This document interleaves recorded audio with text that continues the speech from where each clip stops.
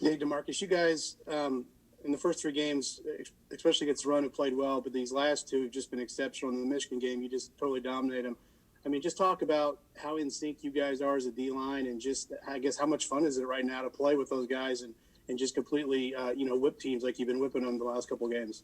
It's a lot of fun. It's always fun to get a win and to be 3-0. It's probably one of the best feelings I've ever had in a while, and just being able to do it with the D line and the defense is an amazing feeling. And every day at practice, all the coaches, all the players, we strain physicality, because the way to stop the run is to be physical. So, and I feel like that's what we've been doing. All right, Paul, and then Zach.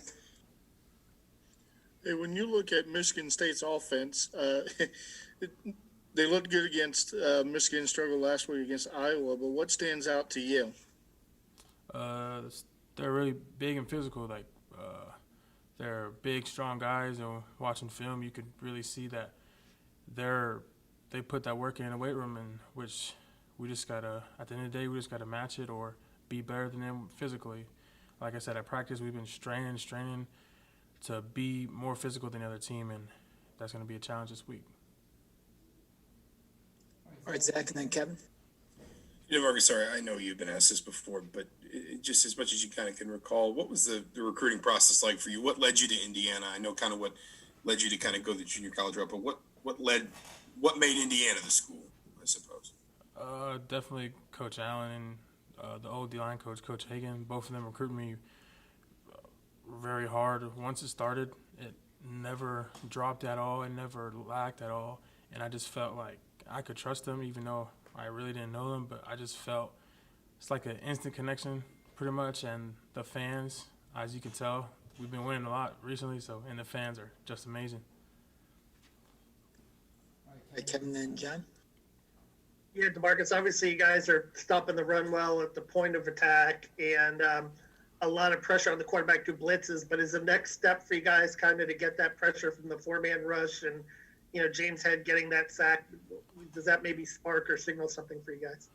Oh, yeah, we've been really emphasizing that in our, especially the D-line media room, talking about how we can get free rushes with just the four up front, so we can have our back-end guys do the whole different coverages and play man if they want to. We don't got to send all the backers. So us being able to rush four and get to the quarterback just obviously put our defense on a bigger scale than we are now. All right, John, then Dylan.